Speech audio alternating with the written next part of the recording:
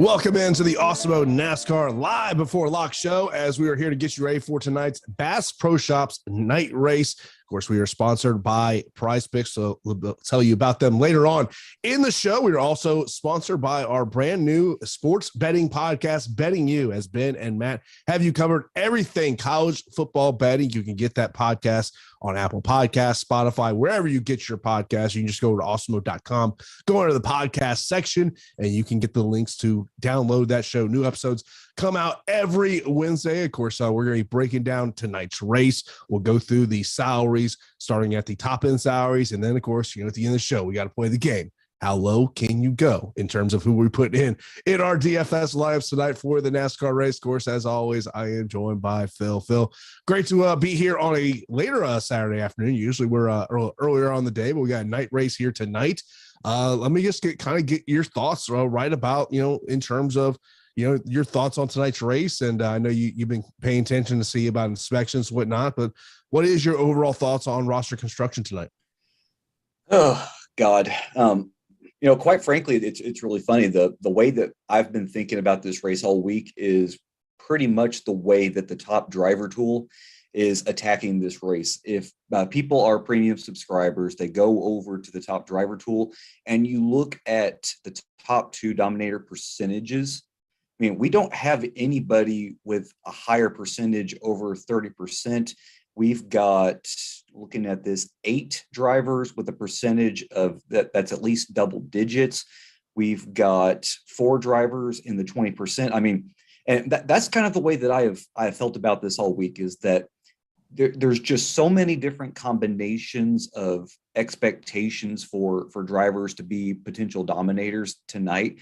And this really is one of those races where even if I were to give you 150 bullets for 150 max contest, you still could be nowhere close to having the perfect scenario, because not only are we talking about, okay, well, maybe this could be a 2 dominator race.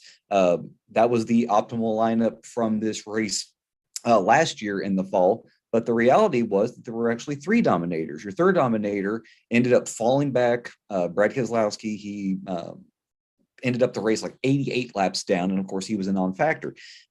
Most of these races have 3 dominators. And that's something that you can still conceivably do with your builds here on DraftKings and FanDuels. And we've even seen crazy scenarios where we've had 4 dominators. Now, if you try fitting 4 dominators in there, you're probably not going to build the lineup that you want, much less like. But there really are so many different competing scenarios that we could see tonight. The thing that I keep falling back on is, okay, I know at least there has to be 2. So that's what I'm doing in cash. The most likely scenario is that there's 3. And quite frankly, that's probably what's going to make the most sense for an optimal lineup tonight. Mm-hmm. In terms of, obviously, the place differential, I mean, obviously, as I look at the salaries here, you look at the top end of it, it's all drivers starting at the top of this race. So if you look at place differential, you're going down to under 8,000 range. Yeah. And remember, this is a 500 lap race. So there is going to, I believe, once you take out the caution laps that we know are going to be there for the segment breaks, and then once you average out cautions for typical amount of wrecks and what have you, then we're talking about still 425 green flag laps that we're going to have tonight. So that's still going to be a bevy of dominator points on the board. So yeah, place differential is going to be essential for rounding out the bottom end of your lineup. But I mean, getting dominators right tonight when these guys are going to be approaching 150 plus points on DraftKings, it's going to be so essential. It really is. Of course, if there is any breaking news, we'll bring that to you here as we're here for the next hour, breaking this one down for you. Of course, let's get into those top salary drivers here, as we've got those be the drivers that are 10K and above over on DraftKings. So we got Kyle Busch starting 9th, Kyle Larson starting 5th, Denny Hamlin starting 2nd, Chase Elliott starting 4th, Joey Logano starting 3rd. And bring up this question from JJT. He says, will it be the Kyle and Kyle show? That's the way most people feel about it. And quite frankly, I don't have a good reason to say that that's not going to be the scenario. When we talk about Kyle Busch, this has been his track. 31 career Cup starts, 8 victories, won here plenty of times in the other 2 lower series. The last 6 races at this track, he's got wins. The spring 2018 race, the spring 2019 race, his last 4 races here, his worst finish is 4th, averaging nearly 50 fastest laps per race, averaging nearly 80 laps led per race. I mean, he just continues to show up. And that's one of the more encouraging things, is that even in last year's campaign, when he was not good. I mean, there's no other way around it. He was not good. It wasn't until later in the season at Texas that he finally got his victory. But even in a bad year for Kyle, he still showed up to Bristol, and he led a bunch of laps. And I believe that he was optimal in both of those races last season. So, that points us to this year. And this is kind of the point that I've been bringing up over and over again, is that in the 750 horsepower package, Kyle has not been the same driver, the same dominant driver that he's been in the 550 horsepower package. It's almost like him and his crew chief, Ben Bashore, decided our path to getting to the championship is we're going to try to rack up as many points and as many wins as we can in the 550 horsepower package. And then by the time that we get to Martinsville and Phoenix, we will hopefully have figured something out, and we'll go from there. Now, that could very well be on the table. I mean, at the second Darlington race, the first one to open up the playoffs, he finished 35th after wrecking out. Last week at Richmond, I think there was improvement that was shown, because he got up to as high as 3rd, but then had the pit road penalty, had to go back to the end of the cars that were on the lead lap, even though that was just 11th at the time. So I think things are pointing up. Regardless, this is a track that he can show up to, and he can win. He can dominate at starting 9th. He even gives you a little bit of place differential. And the story with Larson, once again, the tracks that he's run well at in lesser equipment at Chip Ganassi, he tends to do well at. We saw that at the second Darlington race. He showed up, led the most laps. No reason to think that he doesn't do that here at Bristol. Only 4 races in the last 6 races, because remember, he didn't compete in either race last season, but averaging more fastest laps than Kyle, and averaging just 10 fewer laps led per race here. And then you combine that with a driver that in this package at high banked ovals, he's been king. 2nd at Darlington, 2nd at Dover, 1st at Nashville, 2nd in the second Darlington race, averaging 170.8 laps led with 88 fastest laps. They've got this set up nailed down. So just based off of track history and numbers this year, it really does seem like these are going to be your 2 top dominators tonight. Let me bring up this comment from Nicholas. He says, Hendrick surprises on 750 package, Larson and Elliott stack. Yeah, I do like Elliott a lot. Elliott, he's been so in this package, but the thing that you have, and this kind of goes back to our Kyle Busch corollary, is that this has been one of Chase's better tracks. Chase has been able to continue to show up here. He'll lead laps. He'll get good finishes. He's got in the last 6 races 2 top 5s, 3 top 10s, averaging nearly 50 laps led, 29 fastest laps per race. He's right there near the front, and that's really track position matters so much here at Bristol. If people were watching that Xfinity race last night, for the majority of that race, it really was who had, who was first and who got to dictate who was going off the line, because it didn't matter if it was the bottom groove when the race first started, or then the top groove once we went to the nighttime. It was just who was the control car, who got to dictate who went first, and that was the driver that was able to sail off and grab the lead. So track position really is going to matter a ton here, and because of that, I think you really do have to give a nod to Chase as a potential dominator tonight. Of course, appreciate everyone that's in here on a Saturday afternoon watching the Awesemo NASCAR Live Before Lock show. Of course, if you're not subscribed to Awesemo, do that. We got a ton of great shows for you each and every day. And if you're not an Awesemo Plus member, you want to get a little peek at what's behind the paywall, today's free premium tools and data are NFL main slate ownership for projections for week 2, MLB main slate ownership projections. Also, MMA fighter rankings were free on the site today, but well, that slate has already started, so you can kind of check that out as the fights go throughout tonight here. Looking at potential leverage when we're talking about these drivers who are 10K and above, Joey Logano, He's a guy that's getting least amount of ownership in terms of these core drivers. Right. And if people, once again, look at the top driver tool, his top two dominator percentage, it's just a hair under Chase and just a few percentage points under Kyle. So the tool is really projecting Logano well. And when you, like you said, when you compare that ownership to what we're looking at for both Kyle and Chase, I mean, that's an amazing leverage spot to get Joey. Joey, this is this has also been one of his better tracks. His last three finishes here haven't been that fantastic, but you have to remember back in the spring 2020 race, Joey was leading this race before, I think it was less than 10 laps to go. Him and Chase found each other. They both kind of wrecked one another out, left the lane open for Brad to end up winning that race. So if it wasn't for that, then Joey's numbers would look better. But Joey's kind of in that same camp as Chase. He's not ever going to have the numbers that just blow you away, but he picks up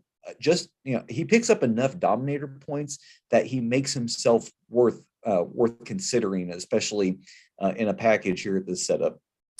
Now, as we go on to tier 2 salary drivers, will be the drivers that are in the 9K and 8K range. So we got Martin Truex Jr., who's starting on the pole, Kurt Busch starting 15th, Ryan Blaney starting 7th, William Byron starting 14th, Kevin Harvick starting 8th, Christopher Bell starting 6th, Brad Koslowski starting 10th, Matty D starting 19th, Austin Dillon starting 18th, Alex Bowman starting 11th. So let's start right at the top here. Martin Truex Jr. on the pole, 9,900 over DraftKings, 12,000 on FanDuel.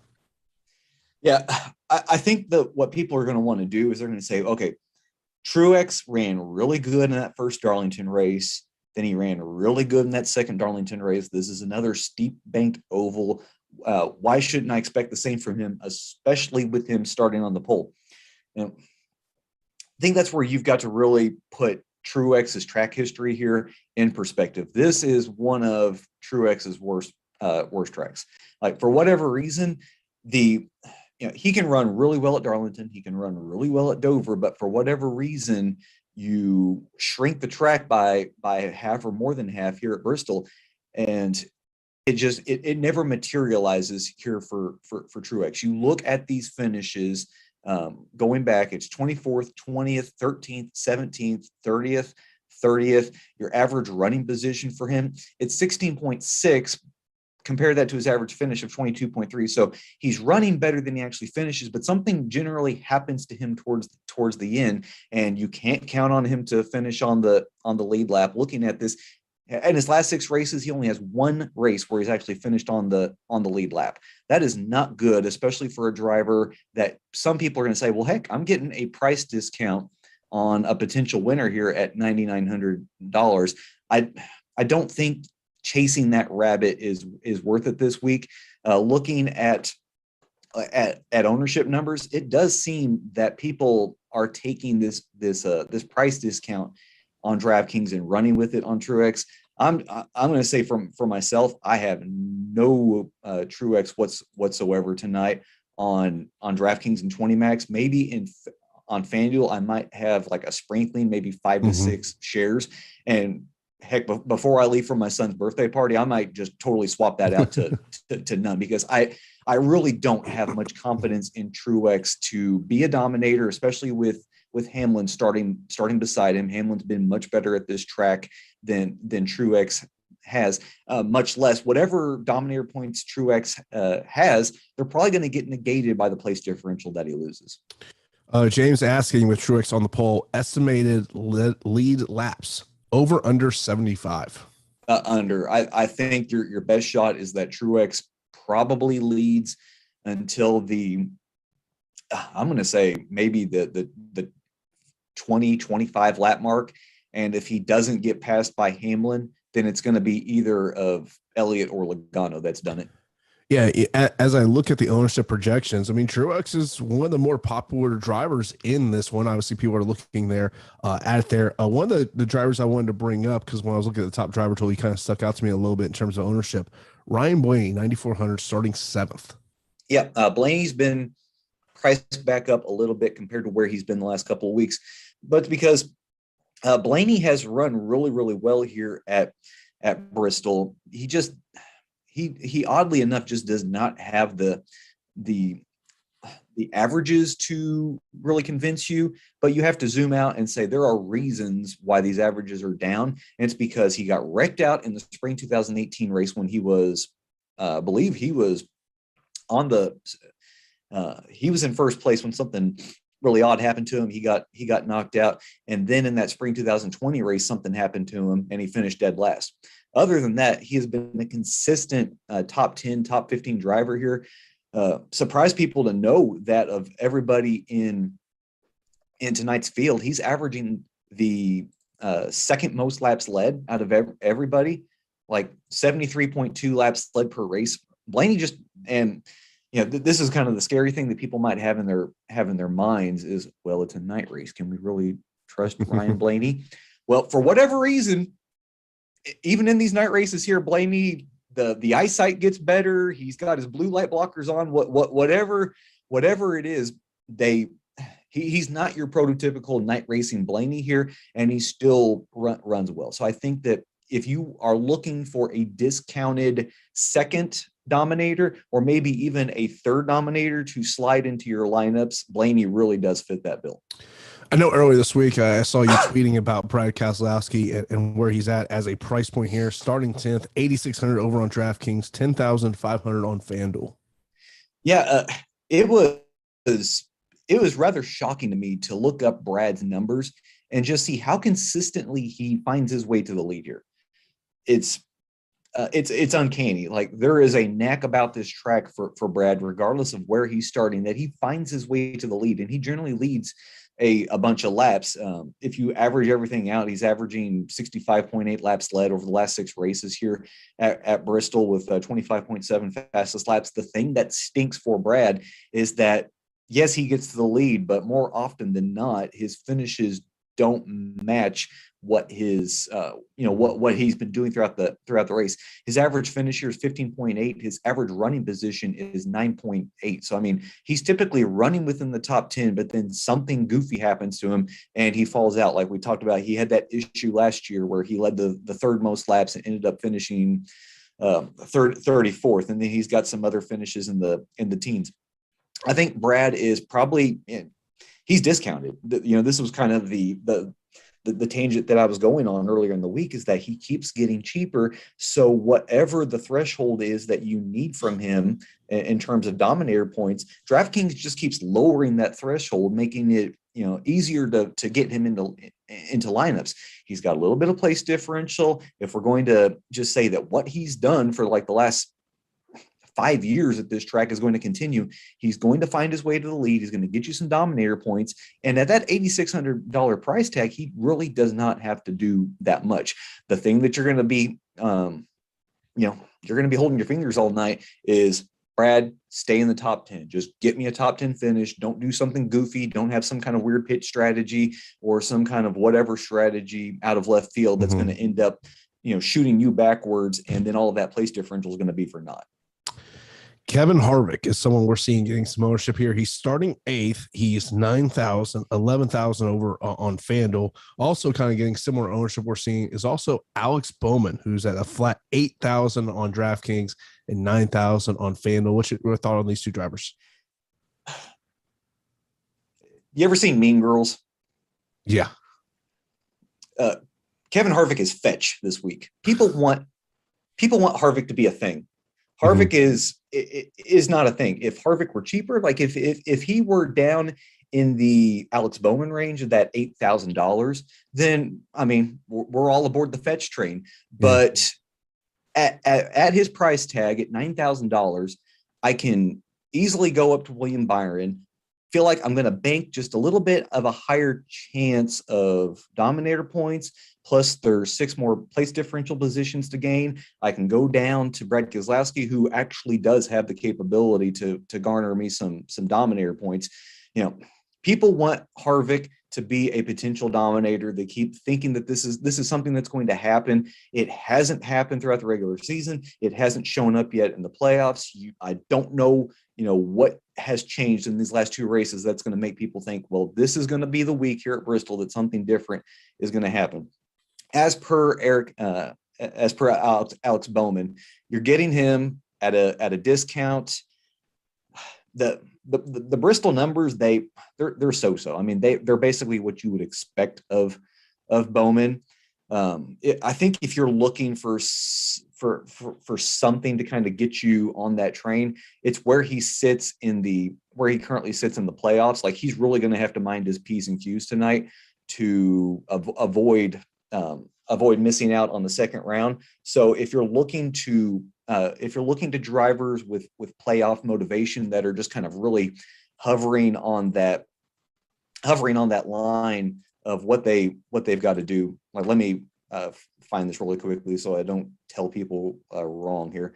Alex Bowman is tied with Kurt Busch for that final spot, but because of tiebreakers, it's going to Kurt Busch. So he's on the outside looking in. He needs to have a good night. And quite frankly, there's only 8 points separating 11th through 14th right now in the playoffs. So there's really going to be a lot of conversation between these drivers and their crew chiefs about where they are and where they need to get.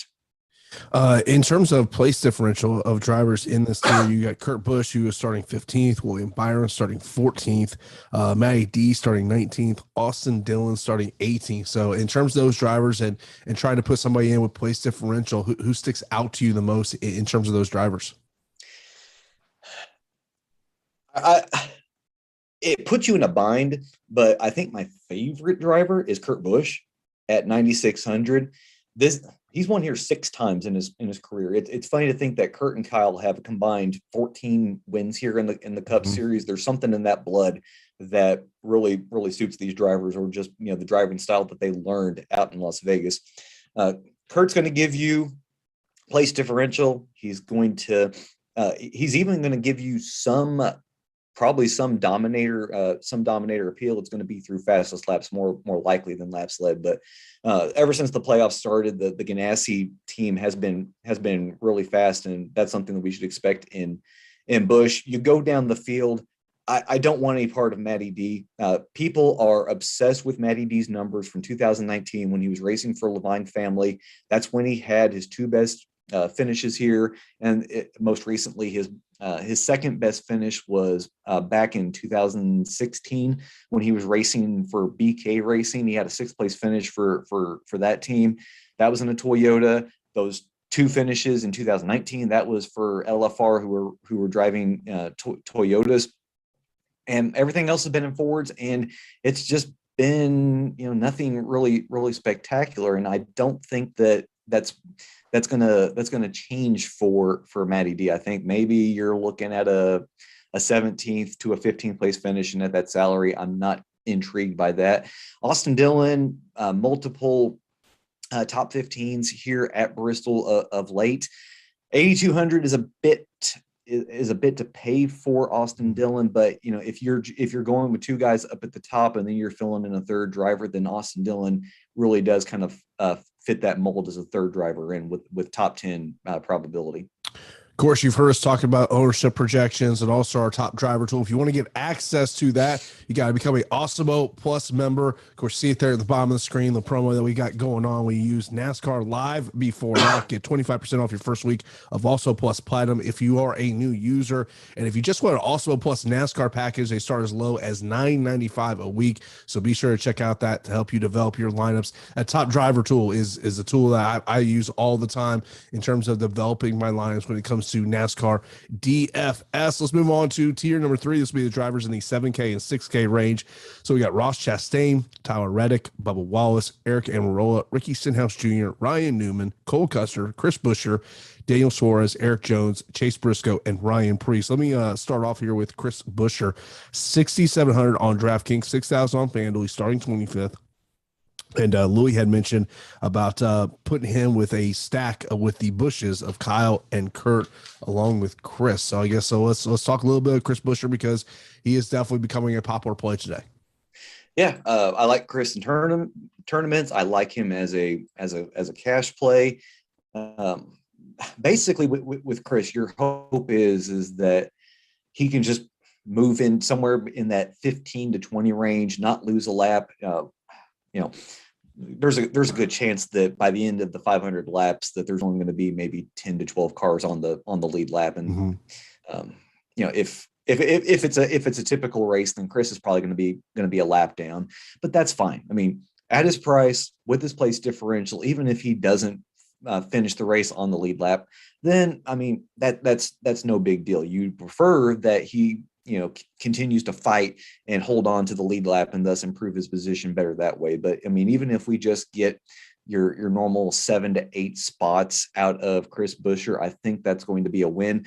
The thing to look back on is that in the most recent race here, that fall race of 2020, Chris did finish 8th. So same equipment, was able to race his way up into 8th. That's a little bit of hope for us. Plus, probably one of the better corollary tracks here, even though it's nearly 3 times as big, would be Darlington. And in both Darlington races, Buescher had top 10 finishes. That's another steeply banked track. Bristol, the tire wear, it's not near the level of what Darlington is, but it is a semi-close corollary. So looking at that, there is reason of hope for Buescher to, definitely be somewhere around the 15th place position, but maybe if he has a really good night, he can push that towards the top 10. Ryan Preece, we're seeing ownership with him as well. He's at the very bottom here, 6,000 over on DK, 5,000 over FanDuel. He's starting 27, so obviously some places for him to grow here. Yeah, Preece is this very interesting rise in his career here. His very first race here in spring of 2019, 25th, come back in the fall, 18th. Then you go to 2020, finished 12th, and then in the fall race, he finished 9th. So he's, by hook or by crook, he's been able to continually improve his situation here. I think one of the better things to look at here is what is his average running position in these 4 races. It's 22.6. Compare that to an average finish of 16th. So I think luck has been on the better end of Preece throughout these races, especially the fact that he's been able to continually improve where he's finishing and had 2 top 12 finishes in those races last year. But the fact is that he starts 27th. So he's going to give you some place differential. And even if all he does is match his average running position, which is nearly exactly the same as his finishes when you combine the 2 Darlington races, Dover and Nashville, 22nd, when you average out those things, if he just gets you 5 place differential spots, then that's probably fine as a last guy in cash. You have 2 drivers in this tier that are both starting in the top 15. Eric Almirola starting 12, 7,300 on DraftKings, 8,700 over on FanDuel. And Tyler Reddick starting 13, 7,600 on DraftKings, 8,500 over on FanDuel. So obviously they're in the top 15, but what's your thoughts on them? Reddick, I can make a strong case for Reddick. He's won here before in the Xfinity Series, and he did that from having to start way back in the rear. The last race that he raced here in the Xfinity Series would have been the 2019 race. He started like 38th, ended up winning that race. Didn't lead a lot of laps, but it's because he was fighting traffic all night, and then had to fight the better cars once he finally got to the front. But did end up winning that race. I mean, you think of a track where you are hanging up against the wall for the majority of the night, and that seems to really suit Tyler Reddick. Reddick is 5 points out from the transfer spot. So once again, he's another guy that he needs to be very present of getting those stage points and then trying to get a top 10 finish so that he can leapfrog the likes of Alex Bowman and Kurt Busch to get his way into the second round of the playoffs. I don't like him in cash because of that starting position, but if you're going to take a shot on Reddick in tournaments, I really like that. Eric Almirola, I've been beating this drum for the last 2 weeks, and I got to say, I think I'm finally out. I like the fact that he's finally down here to the $7,300 range, and I mean that makes a really good pivot in tournaments off of Bubba Wallace and Stenhouse and Newman and Custer. I mean, he is an albatross in this range because of his starting position. But I've got to say that I don't think you're going to get a sexy race out of Almirola. Looking at the playoffs, Almirola is currently 11th. He only has a 3-point lead over Busch and Bowman for that final spot. And I think just to get him into that second round. And we will go on, next week we'll be at Las Vegas, which, so, but then we go on to Talladega.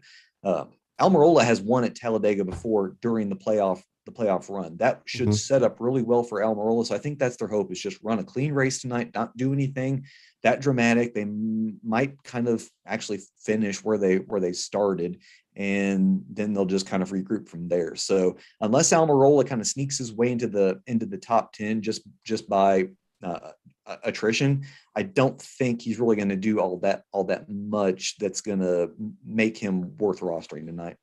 Who's in the buyer beware category in terms of these drivers? Oh God, it's Ricky Stenhouse. It is Stenhouse with a bullet. He's got DFS written on that bullet just for kicks and grins. Stenhouse has been running well. Like, yes, he basically ended up his night where he started last week at Richmond, but he's been running a pretty freaking consistent for Ricky Stenhouse. And now we're returning to Bristol, a track that theoretically should suit him, and it used to suit him in the past. But now we've got this scenario, looking back at his track history, over the last 6 races, he only has 1 lead lap finish. Over those last 6 races, he's only finished 3 of those races. He had a 4th place finish in the spring race of 2018. This is when he was still racing for Roush in the 17. But since then, it's gone down, and it keeps getting worse. 24th, 33rd, 33rd, 34th, and 40th. He finds his way into trouble. It's just one of those given things about Ricky and his, there's a reason why he has the nickname Ricky Spinhouse. It suits him at this track. And if I'm looking here at projected ownership, that seems like a pretty good place to say, you know what, I think I'll take my chances elsewhere tonight and not roster the driver that's only finished on the lead lap in 1 out of the past 6 races. Good. Great points there. Of course, if you do have any questions for Phill, leave those in our premium Slack channel or also right here on YouTube. We'll get to those as we go throughout the show. Do want to let you know about our partner, Prize Picks, as they are offering daily prop-based contests, and they want to help you get started with a deposit bonus. You won't be dealing with sharks, optimizers, or mass entries to get started. Just pick 2, 3, 4, or 5 players available on the board to go over under their projected scores. If you correctly pick a 5-player lineup, you can net up to 10 times your entry fee. Prize Picks offers games with NBA, MLB, WNBA, NFL, and even esports. And these different sports you can take advantage of their mixed sports entry feature. Just download in the App Store or Google Play today and make your first deposit using promo code Awesemo to receive an instant deposit match of up to $100. With that instant deposit match, you'll also get a free square that you can combine with your other picks, as Patrick Mahomes over-under has been dropped to a half yard. So if he throws for at least 1 yard, then you win. Be sure to check out Prize Picks over there. You see it there on the screen. Take advantage of that deposit bonus match they're offering there for new user when you use that promo code Awesemo. So we now go to how low can we go, Phill? By the way, if you can't tell, I live by an Air Force base. If you can't tell, I've been trying to mute my microphone. Clearly, we've got a lot of jets going into MacDill Air Force Base right now, because every time I'm like, oh, let me hit that microphone there. So I kind of figured you could probably hear that. Yeah. It's funniest thing about that, Phill. Well, me and my wife bought this house. We looked at this house 3 times. Didn't hear one jet. Day we close, we move in. All we heard. That's the way that life works out. Yeah, you get used to it. Okay. But, how low can we go tonight? I think we can go all the way to the bottom to Quinn Health, people. Really? And, God knows every freaking time this season that I've said, hey, people, we can play Quinn Health, then Quinn Health immediately is the first one to wreck out. Here's our situation. Quinn, he's the cheapest driver. That's basically it. You've got place differential. The only driver starting worse than him is David Starr. Don't play David Starr tonight. If you take anything away from this show, don't play David Starr. We do not play drivers that race for Carl Long, especially when they're priced at $5,800. Like DraftKings trying to hoodwink people at that salary. But why are we playing half? Okay. First, we have track history. 4 races here. His finishes have gone 32nd, 30th, 27th, and 29th. He's finished all 4 races. That's one of the key things here, is that he's actually finishing the races. He's nowhere close to actually being on the lead lap. Like, he's probably finishing 10 to 15 laps down in each of these events, but he's finishing the race. So he's giving you place differential. He's going to, and if this turns into a recce race because of this being the playoff cutoff, then he's just going to be out there turning laps, doing his thing, and he might even pick up some more spots. Then you've got this, you look at what he's done at these kind of similar tracks, and for the most part, it's been 30th or 29th place finishes. So with this kind of threshold, he allows you to get those 3 dominator builds in, or a 2 dominator plus a high place differential guy like a Kurt Busch. It's simply because Half allows you to do the things that are really tough that you want to do. Like I said, like if you want to get in a Kyle, and Hamlin lineup, then Half is the one that unlocks that door. He makes it possible. When we look at the drivers that people are turning to in terms of this tier, who's the best option? Corey LaJoie, Anthony Alfredo, or Justin Haley?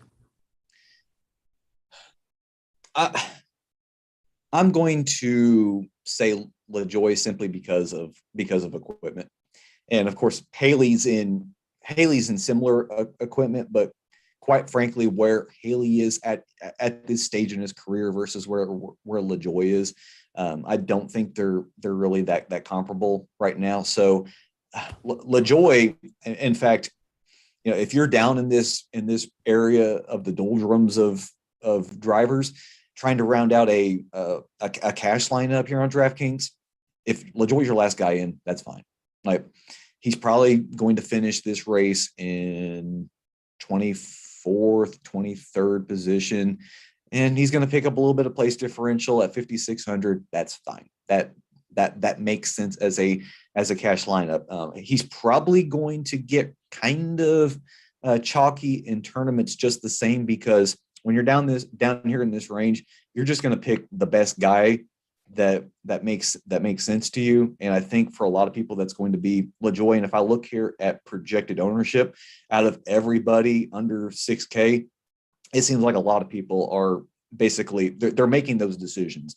Is it LaJoie? Is it Alfredo? Is it Haley? And it seems the majority of the people are going to LaJoie. So in cash games, I like LaJoie, but quite frankly, if you're doing if you're playing tournaments, your best bet just to get off of this ownership, maybe either going down to the likes of JJ Yaley, going to Haley. I don't know how I feel about Alfredo, or going all the way down to Quinn Half.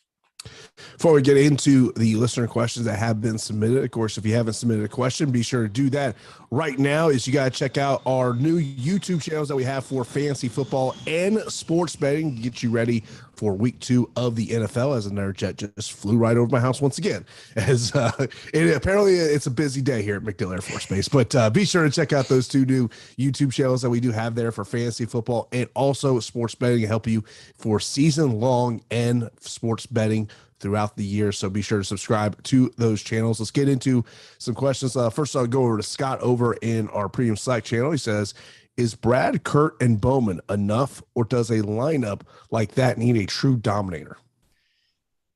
Okay, Brad definitely has dominator appeal. Kurt has some, but like I said, I think you're kind of banking more on fastest laps with Kurt than anything else. And Bowman, that's just not who he's been here at this track. 0 laps led in the previous 6 starts here. So with that build, I really do think that you need to find at least one guy up top besides Brad that you're going to anchor on as the top lap leader. Could Brad sneakily find his way and be the top lap leader tonight? Yes, but I mean, if you look at the top driver tool and the percentages, that's not the way that tool is leaning. That's not the way that I'm leaning. I really do think that it's going to be probably one of these guys in the 10K range that is going to lead probably somewhere in the neighborhood of 200 to 250 laps tonight. Scott would also like to know how you feel about Eric Jones and Briscoe. Lord. When I started off that way, it's not good. Briscoe is our most recent fall Xfinity winner, but Lord, Chase nearly won 10 races last year, and that hasn't exactly translated into success this year in the Cup Series. Chase, he's cheaper, but with that 20th starting position, I'm not really that intrigued, and he hasn't necessarily run that well at these corollary tracks.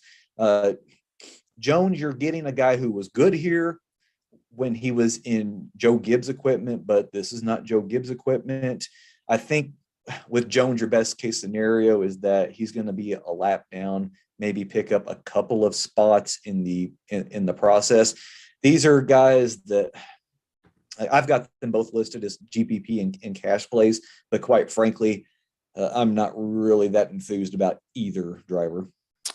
Anthony would like to know best value play on DraftKings under 7,000. Can I interest people in a little Daniel Suarez? We've already talked about Chris Buescher. I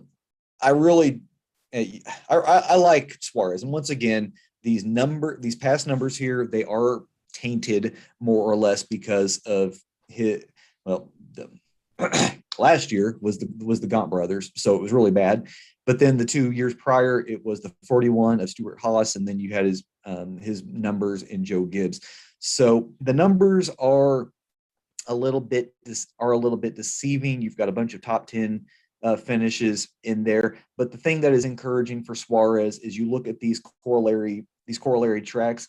The first race at Darlington, it wasn't good. It was a 23rd, but then a ninth place finish at Dover, a 7th place finish at Nashville, and then a 13th place finish at the second Darlington race. If that's the way that he's trending up, then I do like Suarez as a sneaky source of place differential tonight. Could Ross Chastain be a sneaker driver for this race? Oh my goodness, I love Ross. I mean, if you're in that 7K range and you're not wanting to play, let's say you don't want to play Bubba, even though he's starting 28th. You don't want to play Ricky. You don't want to play Newman. I really like Ross. Like, that has been the cheat code for the last 2 weeks. Is Ross can't start any higher than 17th because of the way that the starting grid is set. So he races his way into the top 10. He picks up fastest laps, and then the following race, even though he should be starting a lot higher, he ends up starting back in 17th. So he just repeats this process. And that's what I'm expecting from him again. People that are just stuck looking at box scores, they're not going to like Ross because his numbers when he was in that 15 for Premium Motorsports is exactly what you would expect. It was a bad car that was finishing 20 to 30 laps down, but this is a fast car. This is an aggressive driver in this 750 horsepower package. That's where Chastain has been excelling, and that's what I'm expecting. Another top 10 finish with probably 15 to 20 fastest laps in the process for Chastain. Next up, Robert goes, he's got a cash lineup he presents here. Koslowski, Larson, Kyle Busch, LaJoie, Newman, Priest. We've kind of talked about pretty much all those drivers. I don't think we talked about Ryan Newman, though. Newman, as much as I don't want to like Newman this week, because it always seems like his theoretical upside is just it's so low at this point. Mm-hmm. But if there's one thing that Newman continues to do well, it's running well at these high banked ovals in this package. Let me find Newman here on the race sheets. Yeah, outside of Dover, he's been a 14th place or 14th place or better finisher in these corollary tracks. And then when you look at track history for Newman, I mean, it's been a bunch of top 10s, a bunch of top 15s, and his worst finish was the most recent race, 25th place finish last year. in the fall race. So he's consistently run well here. He uses his ability to block to his advantage. The high banking it sure seems to continue to suit him. You're not going to get any dominator points from Newman. Like, he is averaging one fastest lap in these 4 corollary races with 0 laps led. And you compare that to his track history here at Bristol with 2 fast laps on average with 0.2 laps led. Newman is strictly a place differential play, but based on what he's done this year and his track history here, I think you might be looking at a 14th place finish from Newman tonight. Briefly mentioned Bubba Wallace there a little while ago. One of the questions coming in says, where does Bubba finish tonight? Lord, Bubba, I'm going to take the stab this is just based on what he's done in these corollary races, that Bubba's probably going to end up somewhere between 19th to 21st place. So he's going to get you place differential. That's no doubt, but I think it's just a matter. Do you want to pay $7,500 for a driver that's going to get you a 21st place finish? You're hoping for more. Thoughts on Michael McDowell? No, moving on. I love the quick answer there. Love it. Apparently, mentioned about raining at Bristol. I know I saw it was like a 20% chance of rain, I want to say, earlier in the day. So yeah. If it does end up raining, how does that change your thought process? NASCAR can call the race at halfway, so that's 250 laps. If we get to 250 laps, that still opens the door for a two dominator build.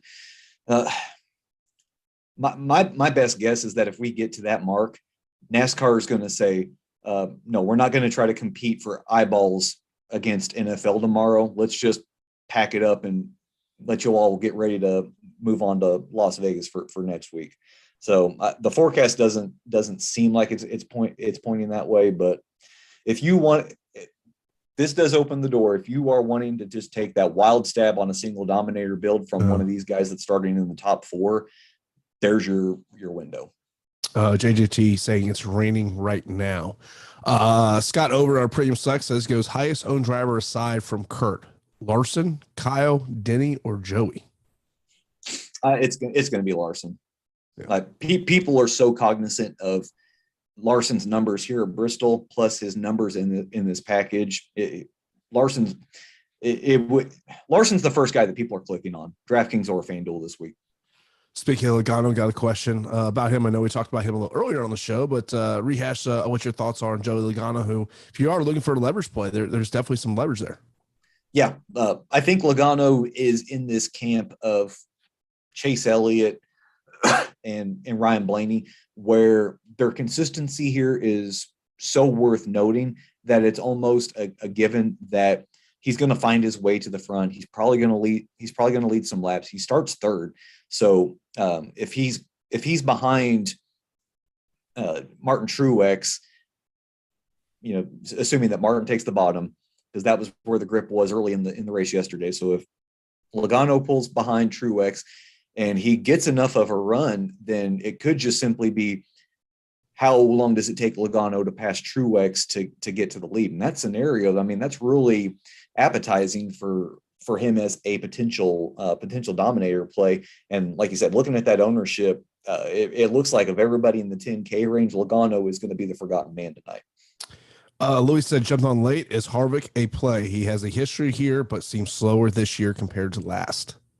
If you think that Harvick is going to finally break through and show up with a fast car that he hasn't had this season except for New Hampshire, then knock your socks off. But that's not where I'm leaning.